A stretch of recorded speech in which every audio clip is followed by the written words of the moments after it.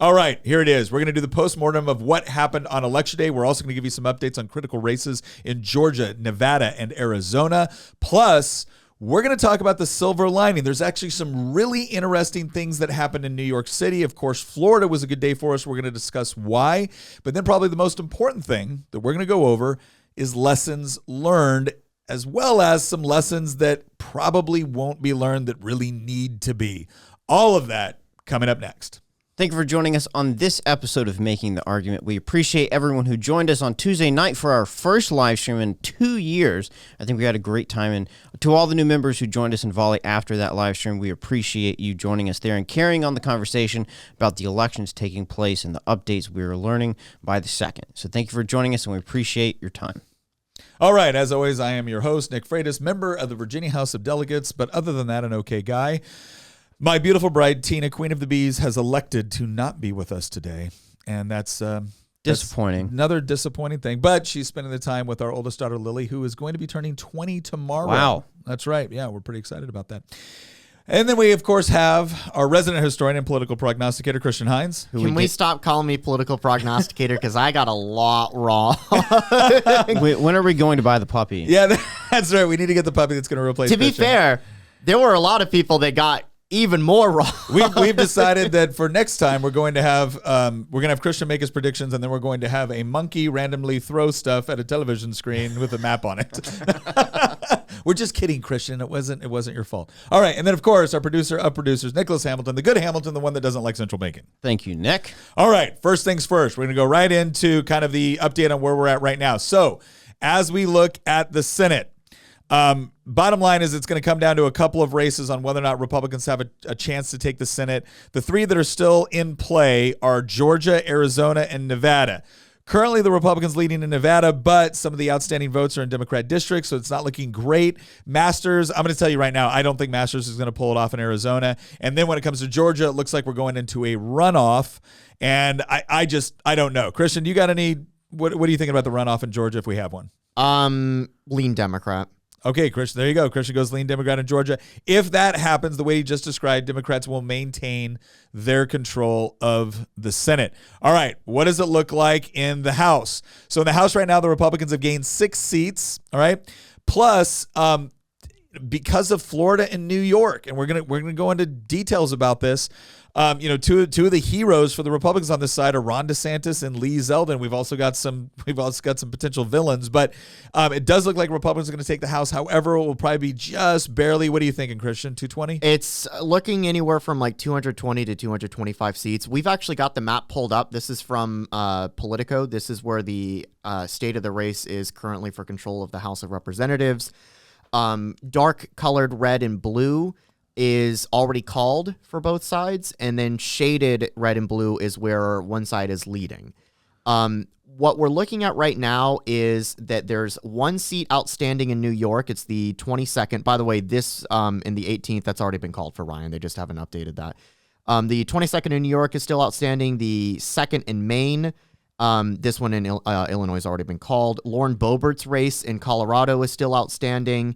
What is that, like 62 votes right now? She is currently trailing, I think, by about 62 votes. Jeez. It could be updated at this point, but it's like less than 100. There's one race in Arizona, the 1st district, that's still outstanding. Technically, the 3 congressional seats that are held by Democrats are still outstanding in Nevada, but Democrats are favored to win all of them. It looks like the gerrymander did hold up for Democrats in that state. And then there's a host. I won't even go through the list because there's like 5 or 6 outstanding races in California because apparently they take forever to count ballots out there. And then there's 2 more that are important in Washington and Oregon. There is the 3rd district in Washington, and then there is the newly created 5th district in Oregon that had not previously existed. Republicans are probably favored to win both of them. Democrats basically, I actually created my own house map, and this is what this looks like. And shaded red and blue is, again, still outstanding, but I've colored it not by which party's currently in the lead. I have it colored by, statistically speaking, which party's most likely to win. Okay. And so when you look at this map, and for those of you that are just tuning into us on audio, the map that I've got here currently has 212 basically already done and called for Republicans, 199 that are called for Democrats. And what that leaves is 25 districts that are still outstanding.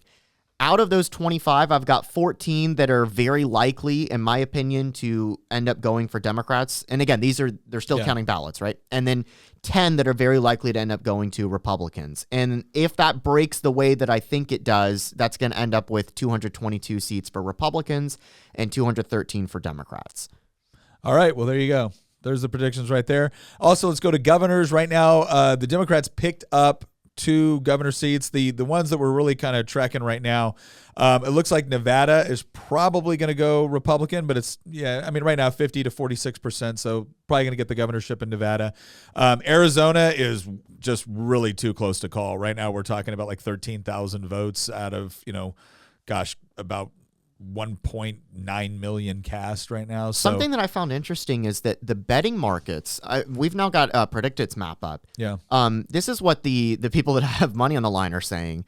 First off, the betting markets actually did get it very wrong in the Senate, but they did they did correct very quickly once the ballot started being counted. It's a very like 2016 type scenario in that respect, or 2020 for that matter. But what you see in Predicted is that Democrats are now overwhelmingly favored to win the Senate races in Arizona and Nevada. But if I actually pulled up the state elections, Republicans are still overwhelmingly favored to win the governorships in those 2 states. Yeah. So it's looking like a split ticket. Yeah. That has been one thing that we've kind of seen across the board is there's been a lot of split tickets. And even in ones where necessarily, it didn't work out, where they won. I mean, you still saw, like in Pennsylvania, Oz got a whole lot closer than Mastriano did.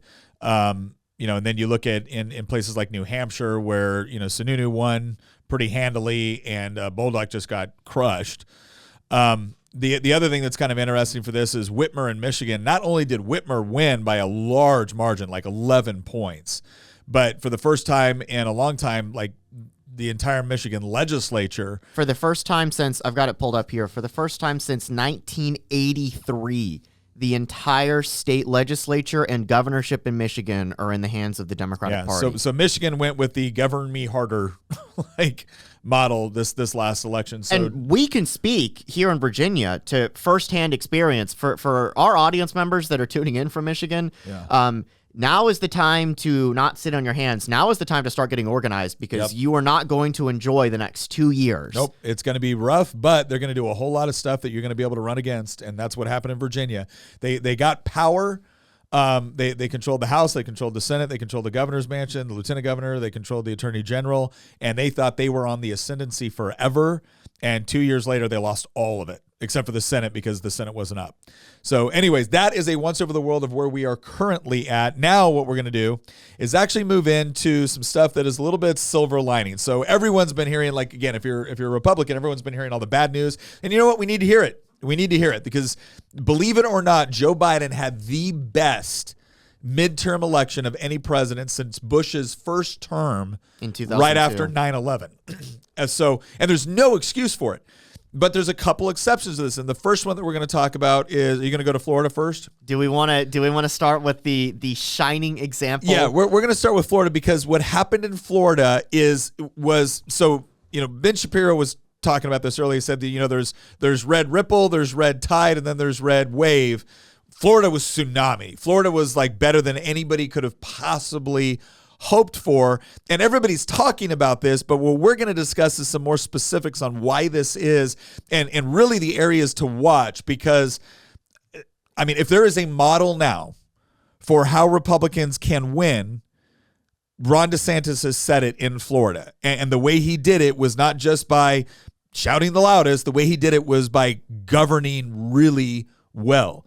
Any Republican out there, by the way, any Republican out there that's like, well, once you win the election, you got to be really careful about what you do. You don't want to upset. Ron DeSantis went in there and said, I said I'm going to do this, and I did it. And then when other things came up, he went after it right away, and he was effective. And he didn't care what the press had to say, what Hollywood had to say. I cannot tell you how many times I hear people say, well, the press is really going to. Ron DeSantis was like, if you want to make this against. Ron DeSantis did not let it be the press against the Republican Party. Ron DeSantis made it into the press against the people of Florida. And he was the one defending the people of Florida. And he was the one that was going out there to get things done. And he got them done. and people loved him for it. So, Christian, run us through some of the important numbers here. So Florida was a complete bloodbath for Democrats. To give you an idea, like what happened on Tuesday in Florida was what we were expecting in the rest of the country, and unfortunately it didn't materialize in anywhere other than Florida and one other state that we will be bringing up later today. But in Florida, it really was just a complete wipeout for Democrats. DeSantis did something that we haven't seen for a Republican in literally over 150 years. DeSantis won by the largest margin of any Republican running for governor in the state since 1868. And not only that, he got almost 60% of the vote. He also won by the largest raw vote margin of any candidate to ever have their name on the ballot for any statewide race in the entire history of Florida. He won by over 1.5 million votes. And keep in mind, when he first won election, he won by 0.4%. He won by like 30,000 He didn't even votes. get a majority. He won by 40,000 votes. This time he won by over, I think, 1.5. 1.5 million. 1.5 million. Got almost 60. He came very close to getting 60% in And Florida. this is right after a hurricane came and tore up southern Florida. Take that even out of the equation. This is in Florida. Like people need to remember. 5 minutes ago, we were talking about how every single election in Florida went to a recount. Yeah. And like Florida was literally the state that decided the 2000 election. Mm-hmm. It's the state that in every single presidential election since 2000 was always being decided by like 1 or 2 points. Yeah. It's a state that, as you pointed out, like DeSantis, when he first ran, he didn't even get a majority. He barely won. Yeah. And then here he comes and running for re-election, he ends up winning by 1.5 million net votes, and he gets almost 60%. Let me go through some of the most insane things that you could possibly read if you follow any sort of political geography in Florida. DeSantis won Hillsborough County, where the city of Tampa is. He won the Tampa metropolitan area in an absolute landslide. Not only did he win every single suburban county around Tampa, like Pasco, Pinellas, Lake County, Polk, he won Tampa itself. He won Hillsborough County. He came this close to winning Orange County, Florida, where Orlando is. Orange County is arguably the most liberal county in the state other than Broward. Yeah. Orange County is sometimes called like the little slice of San Francisco in the heart of Florida. Yeah. It is ultra liberal. It's and DeSantis almost won it.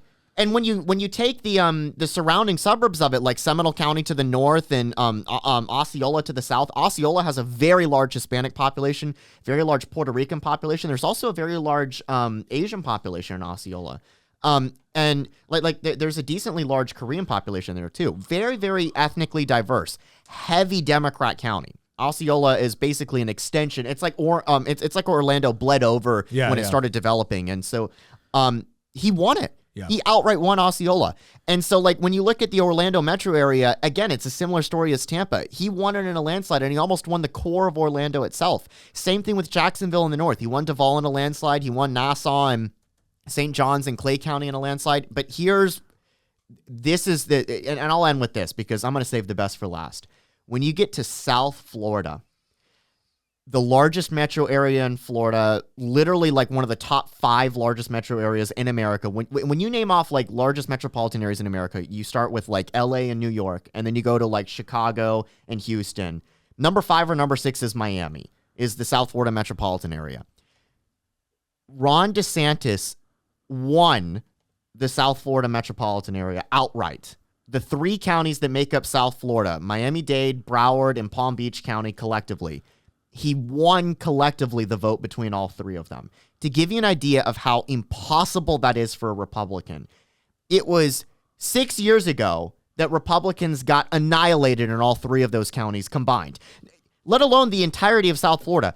Every single one of those counties individually blown out of the water in.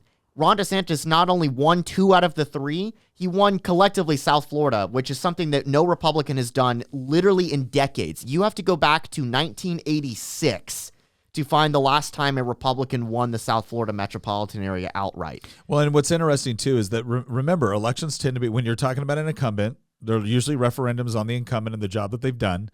and you think about all of the controversy, all of the things that have been taking place, all of the big battles that have been fought over there, again, a massive hurricane coming in and affecting Florida.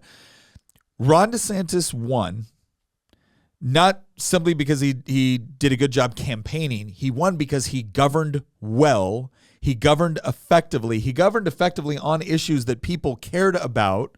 And then he was also willing to fight those cultural battles that were necessary to fight. And again, he fought them well. There's a ton of people that get up there and are like, I want to fight them. And what they mean is I want to yell into a microphone really loudly, and that's it. I'm not going to get anything done, right? I'm not going to do anything practical to make things better.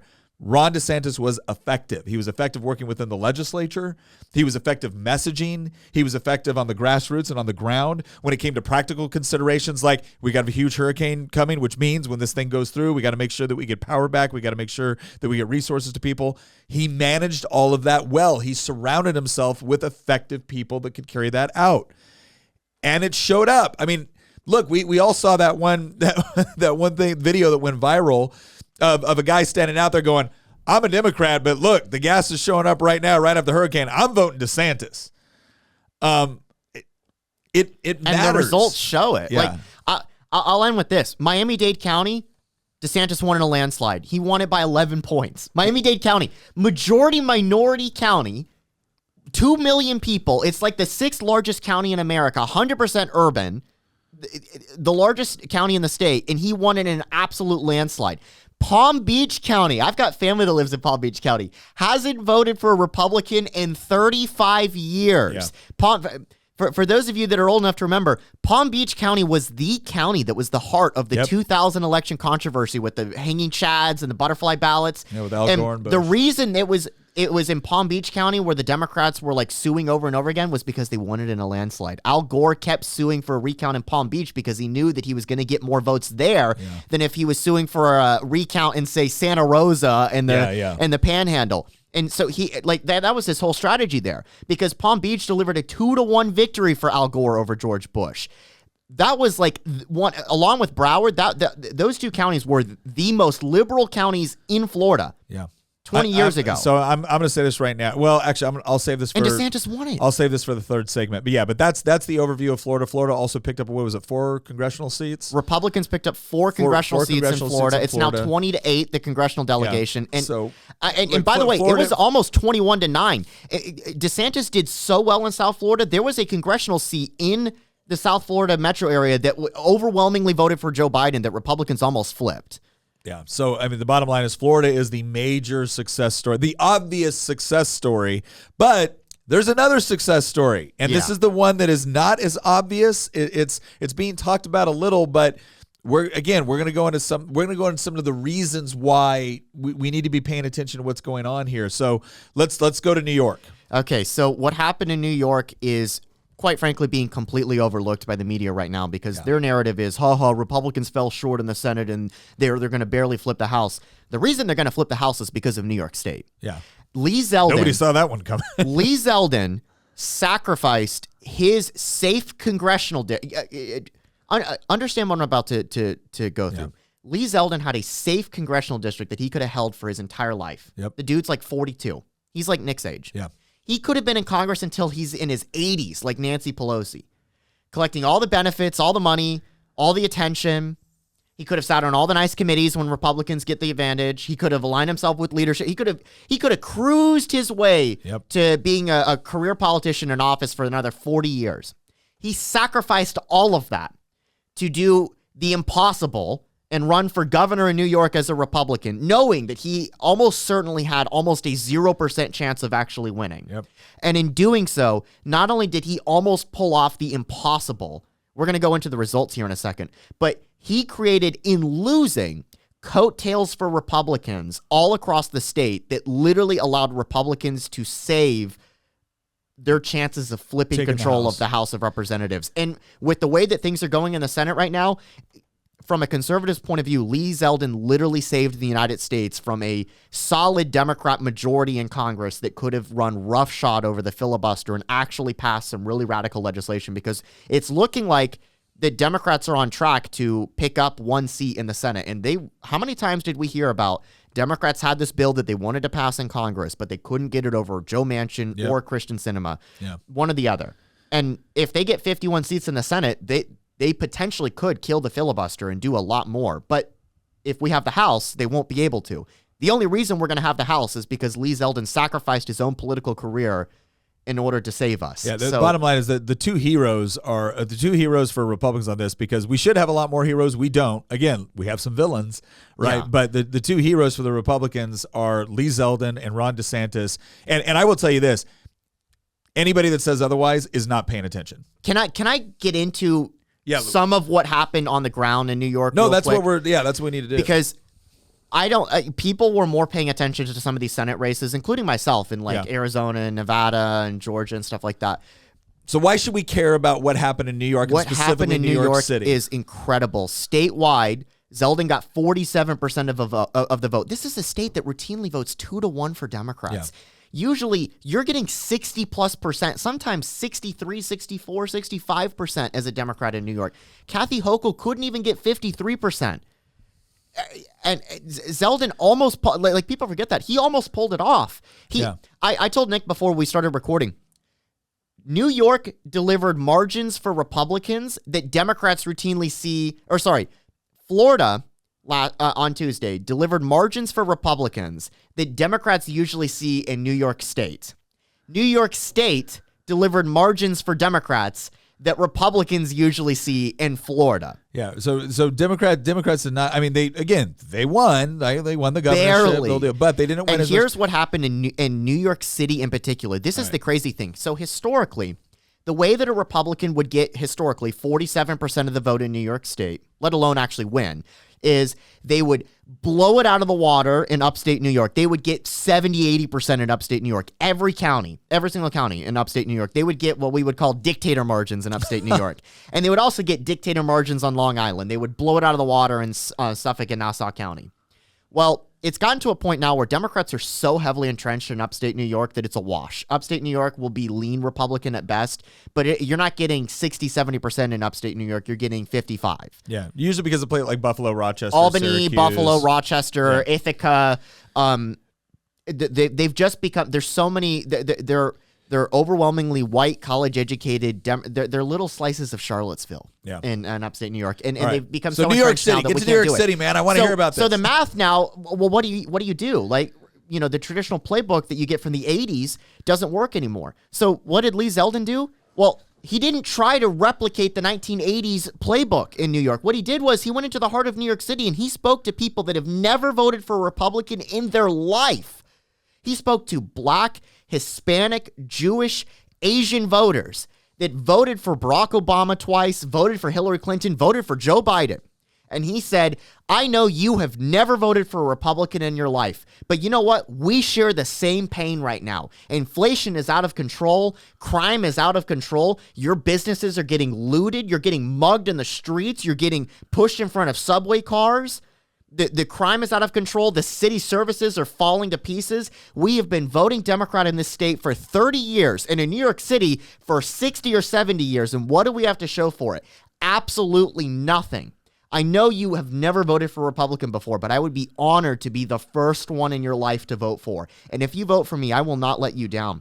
And he carried that message to communities that have never even considered voting for a Republican before because we have written them off. We looked at the math and we operated on the 80s style playbook. We don't care about New York City. We just need to get 70% in upstate and we can afford to get blown out of the water in New York State. We don't even need to talk to those people. Zeldin looked at the math and said, we can't win in upstate. We have to talk in New York City. And he did it. And guess what? The results in New York City were unbelievable. I actually pulled up. I spent the time to actually build out an Excel sheet showing it. Yeah. To give you an idea, in 2020, actually, let me go back just a little bit more. In 2012, 10 years ago, when Mitt Romney ran for president, he got blown out of the water in Brooklyn. He lost Brooklyn by 65 points. Lee Zeldin lost it by 43. That sounds like a landslide, but that is a 20-point improvement over the performance that we had 10 years ago. In Manhattan, it was almost a wash, and the reason why is because Manhattan is rich, white, liberal, college educated. No, can I just say something real quick? Because obviously people can't see these spreadsheets, so let's discuss this real quick. We got Brooklyn, Queens, Manhattan, Staten Island, and the Bronx, right? Yes. Republicans always get crushed here, right? Always get blown out of the water. But as you look at it, right, this is the part that's important. Like in Brooklyn, we regularly lose by, 65%, 59%, 64%, 54% on like a relatively, a better year. And then this year it was 43. Like that's a 10-point shift from the last election cycle to now. Queens, same thing. You're used to getting crushed by 50 to 45 50 points. And again, when I say 50, I don't mean they got 50% of the vote. No, and you we mean got they 49. got 85. They got 85% of the vote, right? And then this time around, it was only 26 points. That's a 20-point shift from last election cycle. Staten Island, right? Same sort of thing. We're used to losing in Staten Island or barely winning it. Or barely, but usually in Staten Island, we're losing, like last several elections, like 15 points, 14 points. Zeldin won it by 33 points. Yeah, he won it by 33. The Bronx, we're used to losing by 66, 77. To give you an idea, Obama won over 90% of the vote in the Bronx. Yeah. And Lee Zeldin managed to hold, I've got the numbers right here. So in Queens, Zeldin got almost 37% of the vote. In Queens! Yeah. And there's not a Republican inside in Queens. in Brooklyn, he got almost 30% of the vote. Brooklyn's even to the left of Queens. Yeah. There's no, if there's no Republicans in Queens, there's negative Republicans in Brooklyn. Yeah. And then the big one is the Bronx. Yeah. The Bronx is literally, I'm not exaggerating, literally 95 to 90% Democrat in the Bronx. That is not an exaggeration. Barack Obama got, I think, 91% of the vote when he ran for re-election 10 years ago in 2012. And Lee Zeldin got almost a quarter of the vote. Yeah. In the Bronx. So, and the reason why now people will look at this, and the reason why the press is overlooking and everything else is they're like, well, who cares? You lost. They talked about like AOC won in a landslide victory. It's because she has a landslide district, but she massively underperformed what she should have won by. So if you win by if you win by 70 points, that's a landslide. But if you should have won by 90, that's a 20-point shift in the opposite direction. Here's what I wrote on Twitter yesterday about this. Here's something that flew under the radar. In 2016, AOC's congressional district voted, this is in the Bronx, AOC's congressional district voted 82 to 15 for Hillary Clinton. Last night, she won it 70 to 27. That is a 24-point shift to the right since 2016. And this is the part that people aren't mentioning because it's still an overwhelming. Now, you might say, well, so what? We're not going to beat AOC in that district. Yeah, you're right. But you know what? That's not the point. What the point is that all of a sudden there's places, there's pockets in New York City. There's people in New York City that are saying, we've had enough of this crap. And when it comes to Senate races, when it comes to governor races, when it comes to presidential races, that's meaningful. And that is meaningful. Because you got to understand, a 20-point shift means that the Democrats going to control that district with 70% of the vote instead of 90% of the vote, right? But what it means is you might have just picked up like 10,000 new voters on the Senate level or the governor level or the presidential level. That's impactful. That's meaningful. Because a lot of these counties that we're saying, again, as Republicans, we have this bad habit of looking at a map and going like, I don't understand it. It's all red. That's because more people live in Brooklyn than 4 of those counties, right? So that when you get a 20-point shift, yeah, you still lost it by 70%. But that's a shift of literally like 100,000 votes. Yeah, you picked up tens of thousands of votes in these areas that are very, very impactful. And so here's what I want you to do next, Christian, because we've talked about this before. You talked about it a little bit on our election prediction night. What you're seeing in New York City is something that Christian talked to me about this 4 years ago, right? And then all of a sudden, 3 years ago, he started to work out this theory. And then 2 years ago, we saw it replicated again. And at the time, what he was showing me was not New York City. It wasn't West Palm Beach. He was showing me, and the reason he was showing me Austin, he was showing me Houston, he was showing me Richmond. He was showing these various urban areas. And the whole point is this theory that he was talking about. So go ahead and talk about donut theory. The donut effect is really in play in New York State. By the way, to your point, Nick, we're not going to win AOC's district, right? But the difference between losing AOC's district 90-10 and losing it 70-30 is almost winning the governorship in New York State. Yeah. Any chance of winning winning statewide in New York has to rest upon us not losing some of these districts 90-10. We need to start losing them 2-1, not 90-10. If we get to a point where AOC's district is only 2-1 Democrat, that's when somebody like Zeldin actually flips the state. Yeah. And that's what matters, because if we want to start being competitive in some of these larger blue states like New York or Illinois or even California, or if we want to take states that used to be swing states like Florida and just flip them hard to the right, it's about increasing your margin in places that used to be overwhelmingly Democrat.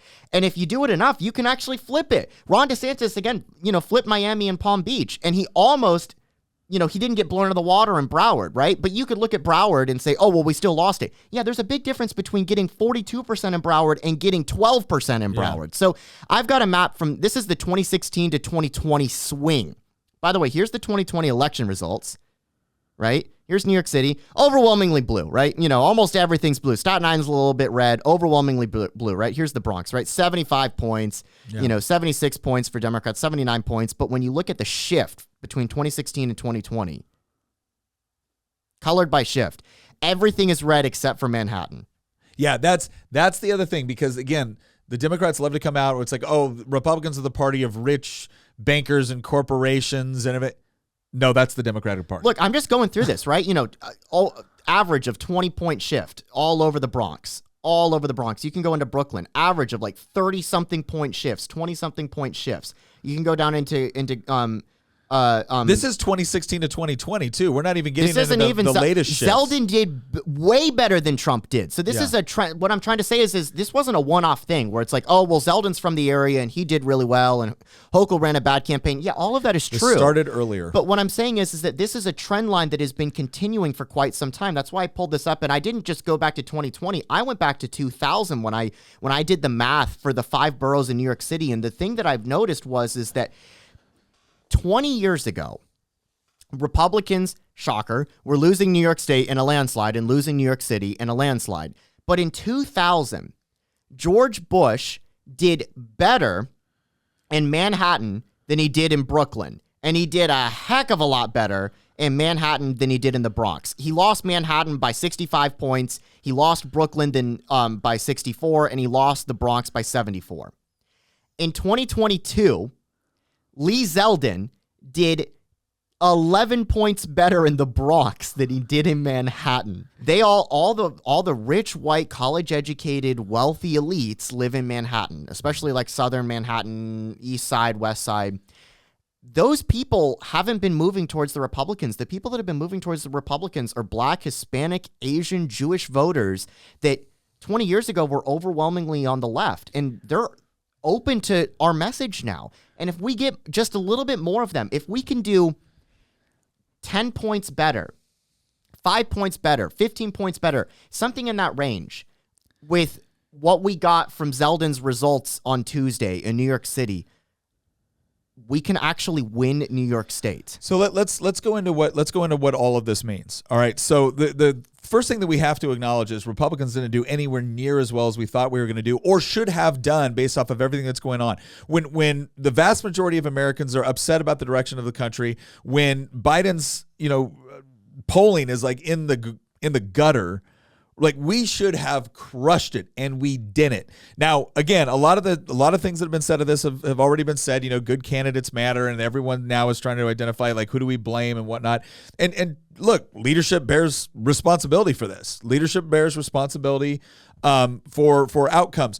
By the same token, the one of the things that I hit on election night, and that I'll hit on again here very briefly, is the idea that the last time that we saw a genuine, like, overwhelming Republican, takeover, that actually had staying power. I'm not talking about like just a brief, interlude, because obviously when Barack Obama passed like Obamacare and all like that, there was a pushback on that, saying, okay, you're moving too far too fast, but it didn't last that long. It didn't last that long. But in 94, we had a pretty consistent Republican majority. And part of, I think, what happened there was when they came in, they said, this is what we're going to do. And they were talking about issues that were important to people. They were talking about things like balanced budget amendment and welfare reform. And these were all issues that were important issues. If you put us in, we're going to do this, and we're going to do it in the first 100 days. We will pass all of this in the House in the first 100 days. And what it does is it gave something so they addressed an issue that was important to the people. They gave them a timeline that they were going to do it, and then they did it. Now, look at some of the things that Ron DeSantis was doing down in Florida. He can't, if you elect me, I will do these things. This is when I will do it. And then as other things came up, whenever Ron DeSantis stepped up and said, this is what we're going to do, they did it. Yeah. Like they did it. They didn't just say, hey, we're going to talk about this a lot because we think it's what you want to hear. They said, here's the practical action that we're going to put into play in order to accomplish this. Now, I guarantee you Ron DeSantis was sitting there as people in his own party were like, can we dial this back a bit? We don't want to lose all the money from Disney. Can we do this? Hey, the last thing we want is to lose jobs over here. What? And Ron said, no, this is the right course of action, and we're going to do it. And he did, and the voters rewarded him for it. What a concept. Voters reward people that do what they say they're going to do, to include voters that didn't vote for you the first time. Because you know what? They come around to the idea of, you know what? This guy said he was going to do it, and he did it. And you know what? I kind of agree with that. And if your policies work, they work. Yeah, if they work, they work. If I'm realizing there's a lot of voters, especially the ones that are open to, if you do what you actually say you're going to do, and I see a benefit from it, I'll change my mind and vote for you. And that's what you actually saw happening in Florida. And then what you see in places like New York City or some of these urban areas is you see various people that are saying, you know what? Yeah, I have been governed exclusively by Democrats for 3 decades, and I'm worse off. Right? My kids are now going to the same failing, crummy school that I went to. And you know what? My neighborhood's not safer. And we still don't have more jobs. And you guys have been promising us the same stuff for 30 years, and you're not delivering. You know what? As long as the Republican is actually willing to show up and make an argument and not be a crazy person, you know what? Yeah, I might give them a shot this time. If nothing else than to tell Democrats, you better stop taking us for granted. That is happening right now. And the real question is, will Republicans understand that that's going to have to be a critical part of their strategy, is actually going into places and saying, I know I'm not going to win this precinct, right? But I'm not going to lose it by 80 points. There's a huge difference between, as I said earlier, the difference between losing the Bronx by 86-11 versus 75-22 is the difference between losing New York State 2-1 and almost flipping the state. Yeah. So the lesson, again, 2 lessons learned here for the Republicans is one, we need to take a very, very close look with respect to what were the objectives of leadership, what were the objectives of some of the other actors that played very heavily this election. And then 2, when you find success, it is perfectly fine to go look at failure and say, what did we do wrong? Okay, but an easier model, I might suggest to everyone, is where did you have success and what did we do right? Because if you have a model of success, replicate that, right? Because it's when you say here's a failure, you learn a lot from failures. There's no doubt about it. You learn a lot from failure, but you can also come to the wrong conclusions about why it happened. I would say right now we've got 2 very, very good examples of what success looks like in 2 very different places. So let's start working at modeling that.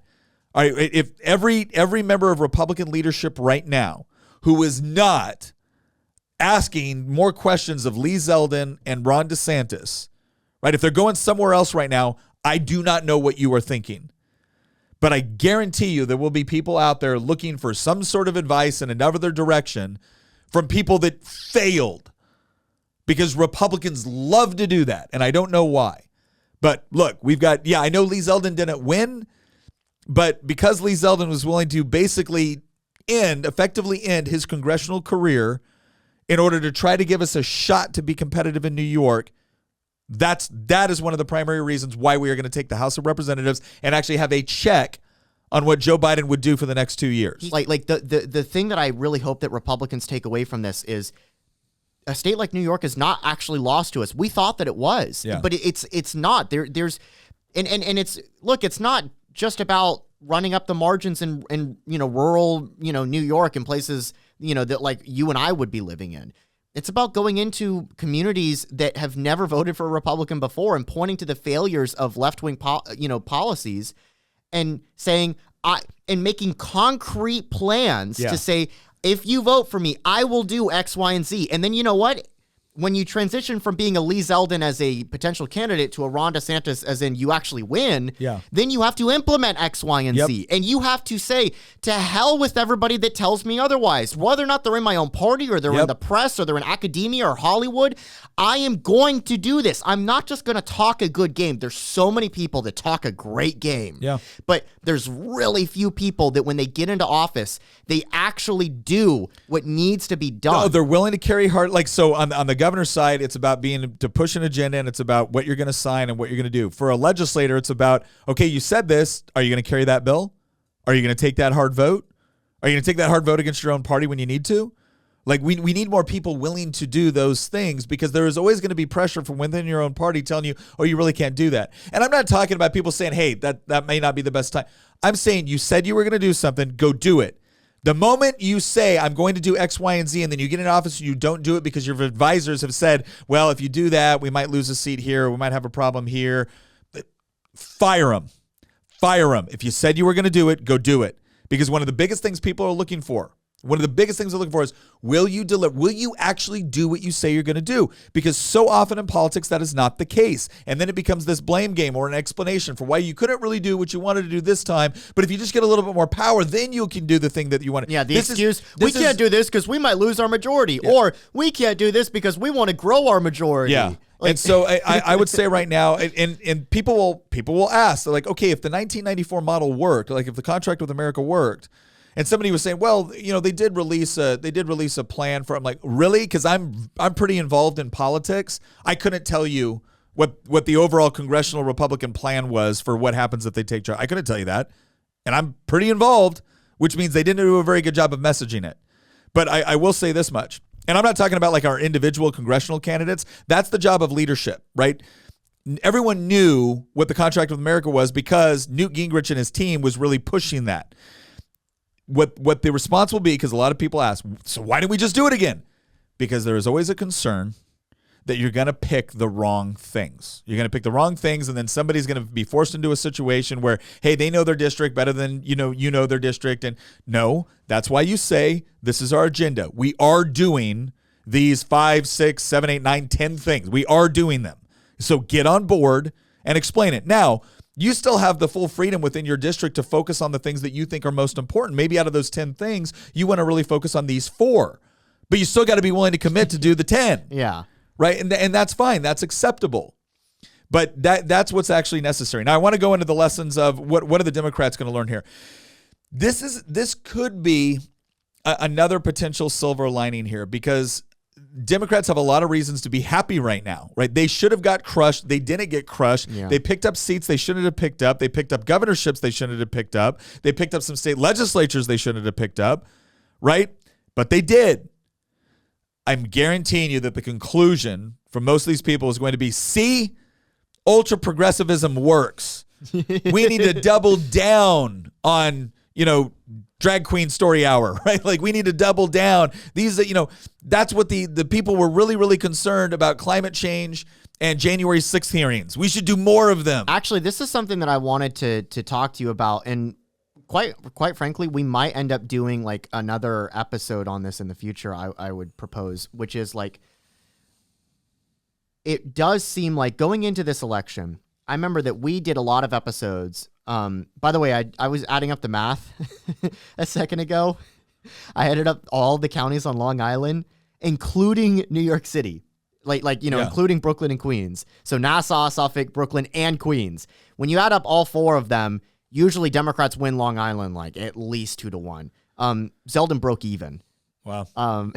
Which is again, that hasn't happened in 50 years probably. Yeah. But anyway, when you when we were like leading up to this election, everybody at this table, and not just at this table, like everybody on the right in general. Like I remember like Joe Rogan was talking about this, and not that he's on the right, but he was talking about the lead up to the election. A lot of people that were center right, and then from the right onwards, genuinely believed that we were about to witness like a wipeout for Democrats because, the American people have woke. I hear that phrase all the time that, America needs to wake up or America has woken up. Yeah. And people are just, fed up with the insanity and they see the failures of Democrats in Congress and the White House and stuff like that.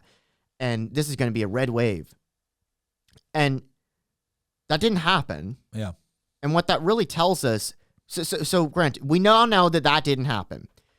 Where does that lead us?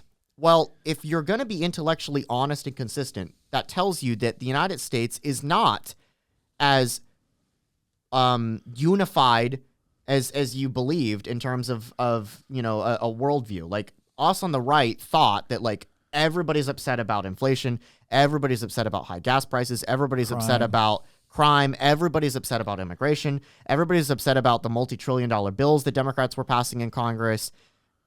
And it's clear that half the country was not upset about those things. Yeah. And we have to be careful because when this happens on the left, and I remember seeing this after 2016 and after 2020, the reaction from the left was, oh, well, it was misinformation. Yeah. It was, we just need to do a better job telling them the truth because they've been lied to. What I'm trying to say is that there are two camps in the United States, and both of them exist in their own media echo chambers, right? Conservatives consume conservative media. People on the left consume left-wing media. And the left-wing media narrative was January 6th, climate change and abortion. And we discounted that and said, there's no way anybody's going into the polling booth voting on those things right now when inflation is as high as it is and immigration is falling apart on the southern border and crime is out of control in a lot of these cities. There's no way. And yet almost half of Americans showed up on Tuesday and they voted exactly like that. I mean, that really tells us that, like... Well, so I'm going to disagree with you on something here. I don't think it's that the people that voted blue automatically, are not concerned about inflation or gas prices.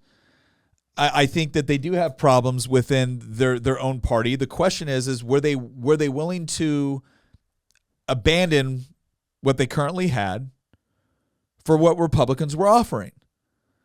And I think some of them, when it came down to it, and let's face it, there was some major things that happened a couple days right before the election.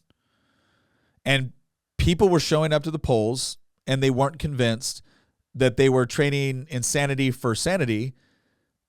They were convinced that they were about to trade the insanity that they knew for an insanity they weren't too sure about.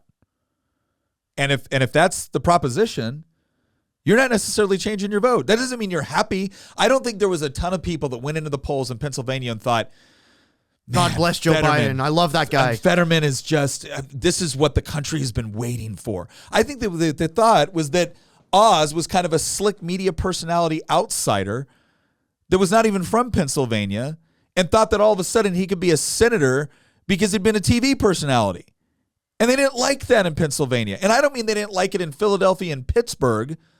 I mean in rural Pennsylvania where he needed major voter turnout. I think there's a lot of people. I think a farmer in rural Pennsylvania is not thinking to themselves, oh, great, Dr. Oz. I don't think he's thinking that. But he had Trump's endorsement. Okay, but the bottom line is that I'm sorry, I don't think he's thinking that. Yeah. And in a lot of these places, I think it really just came down to the fact that it's not that people weren't concerned about groceries. It's not that they weren't concerned about gas prices. I don't think they truly believed that Republicans were going to do anything better about it. And so if they were already inclined, let's say they had voted for Biden, or let's say they had just kind of checked out, they just, I'm sorry, just because you have an R by your name isn't going to be sufficient. You're going to have to explain why. And the overwhelming explanation was Democrats are crazy. And I think there was some voters that just said, okay, but you haven't proved that you're not. So it's a wash. And if it's a wash, you go with what you know. And again, in some places, this is what's crazy. Like in some places, voters didn't do that, right? Because in some parts of America, New York City, New York State, a lot of voters didn't go with what they knew because what they knew was terrible. Well, and can I say this? because they've known it for the last 30 years and they aren't buying it anymore. Right? That's part of the difference. It's like, again, if I'm going off of something, if I have the unknown, if one candidate is the unknown, and I don't find him particularly appealing, but I don't like what I currently have either, that doesn't mean I'm voting for the unknown that I don't find particularly appealing. Then there's the question of, okay, I don't like what I currently have, and the guy that's running seems to be pretty reasonable. And you know what? He's making an effort, and these guys haven't done it. Okay, I'll give you a try. That's Zeldin. Then there's the, you know what? Look, I didn't vote for the guy the first time, but he's really stepped up to the plate, and he makes a lot of sense. And a lot of things I'd heard about this guy, I believe, but after 4 years of governance, I think I like this guy. He gets my vote this time. That's DeSantis. And there's a difference between sounding crazy and being very concerned. Like I have heard some people try to insinuate that Ron DeSantis is now a rhino. Oh my If Ron gosh. DeSantis is a rhino, then that word has no. If Ron No DeSantis meaning. is a rhino, then I am Liz Cheney. Because that word has lost any and all meaning if Ron DeSantis is now a rhino, because Ron DeSantis has arguably the most conservative record of any incumbent governor in the entire country. Period. End of story. That is anybody that is trashing Ron DeSantis right now. And again, it doesn't mean that I agree with Ron DeSantis on every issue per issue. I'm sure you can find something that I would be maybe a little bit more conservative than Ron DeSantis on. But if you're holding up Ron DeSantis and saying he's a rhino, he's establishment, Those words have lost all meaning. You are at that point it's like you are not a reasonable person. Like I am. And that's my point. Yeah. That's my point, because there's a difference between being reasonable or not coming across as crazy and being an establishment shill that surrenders to the left on everything. Yeah. I am sick and tired as a conservative Republican who has been a Republican my entire life. Since I was I registered to vote when I was 17, before I could even legally vote, because you can do that in Virginia. You can pre-register before, you can vote in a primary before. If you're, as long as you're going to be 18 by the election day. general.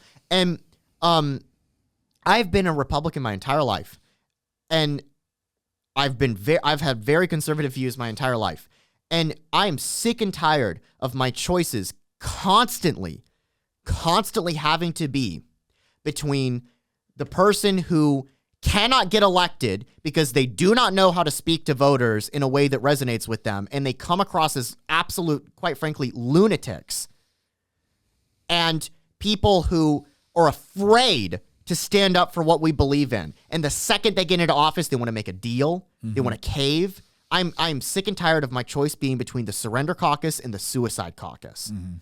Why can we not have principled conservatives that know how to articulate a message, and then when they win, and when they win with communities that we have never made inroads with as a Republican, like Lee Zeldin did in New York City, or Ron DeSantis did in Palm Beach and Miami-Dade, and then when they get into office, like in DeSantis' case, actually govern like a hardcore conservative, didn't compromise, didn't back down, didn't surrender, told people in his own party to go pound sand when they said, oh, you need to be careful about lifting the lockdowns earlier. You need to be careful about picking a fight with Disney or standing up for parents in schools against the woke left.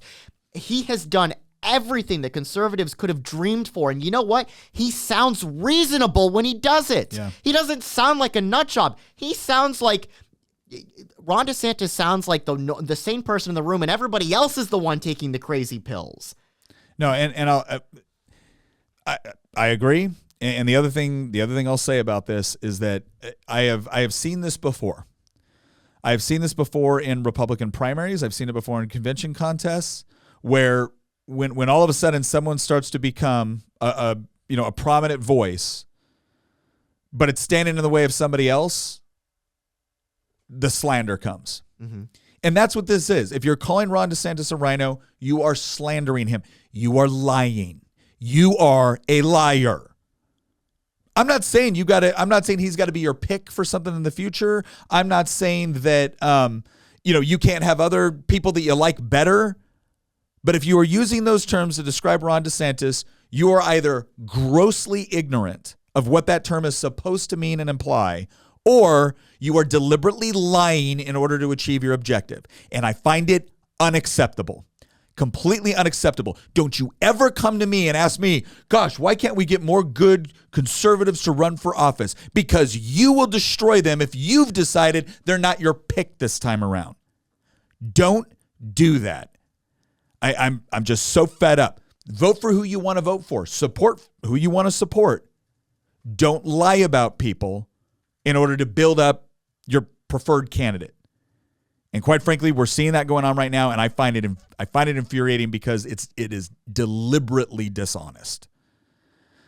All right, so let me go ahead and do a quick wrap up here. Not as good for the Republicans as it should have been. Everybody already knows this. The two bright spots that we're seeing right now, one in Florida, one in New York. The two Republican heroes right now, Lee Zeldin in New York, because he gave up his congressional career to, try to give New York a fighting chance, and he did. Part of the reason why we're going to take the House is because of Lee Zeldin's sacrifice and what a great campaign he run. Great job to Lee Zeldin. Ron DeSantis is the other big hero of this entire election. He's the one that demonstrated that conservative principles work. And I don't just mean for a campaign. They work when they're actually put into play with respect to governance. Right. And those are some of the models that we need to look at going forward when it comes. Again, two very different places. Right. Not all the results that we wanted. I mean, in Florida pretty much, but not all the results we wanted in New York. But it provides us a model of what works. And now the question is how do we replicate it in some of these other areas across the country that bear some similarities? That's the good news. Democrats, again, if there's one silver lining for us with respect to these Democrats, I think you're going to see a big push within the progressive wing of the Democratic Party, which essentially says, see, we told you so. We can do all of this stuff and still get elected. And we have the best midterm results since 2002, right? AOC is not the problem, right? It's Joe Manchin's the problem. I have no doubt that we're going to see that coming up in future months. And so if Democrats learn the wrong lesson from this and we take the House, what that means is that the House will be a check on their power, but you will see them ramp up the stuff in the Senate. If they hold on to the Senate, you will see them ramp up the rhetoric with Biden. You will see the squad start to really ramp up their rhetoric. And again, who knows what that means for 2024? The lesson that Republicans could fail to learn here is that if you cannot run exclusively on their bad and we'd be better with them, just trust us. Well, what are you going to do? Well, we're not going to go into specifics, but just trust us. We won't do what they're doing. That's not good enough. You need to be able to make objective, you need to be able to make objective claims and policy promises. And then you need to give them a time in which you're going to deliver on those promises so they can come back and actually grade you. Because what Gingrich proved in 94 and what DeSantis has proved in Florida is that if you stand by what you're going to say, you can convince people that voted against you last time, not necessarily because they've suddenly decided, oh gosh, I'm a hardcore conservative now, but because you actually did what you said you were going to do. And when you do that, you make hardcore conservatives, but it doesn't happen overnight because it takes those time. people... Some of those people that voted for DeSantis that have never voted for a Republican before, not all of them, but a chunk of those people are going to be part of the next generation of Republicans in 10 or 20 years. Yeah.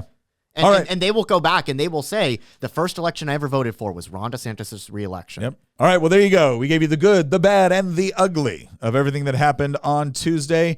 Thank you for joining us. Please join the Volley chat if you'd like to opine on what we've just discussed here. Give us some more suggestions. Plus, we're going into the holiday season. We've actually got a big announcement coming up later next week. That's going to be interesting. Probably next Thursday's podcast. Next Thursday's podcast. We got a Very big exciting announcement. Oh yeah. You're definitely going to want to stick around for that. We're going to continue to talk about policy, continue to talk about making the argument, but we're also going to have some fun with some holiday oriented shows coming up. As you know, Tina is Queen of the Bees. We're actually doing some more homesteading stuff. We're pretty excited about some of the additions that are coming in, next year, early next year. So we might be talking about some of that on top of the normal topics. Anyways, thank you very much for joining us. Please have a happy Veterans Day, and we'll see you next time.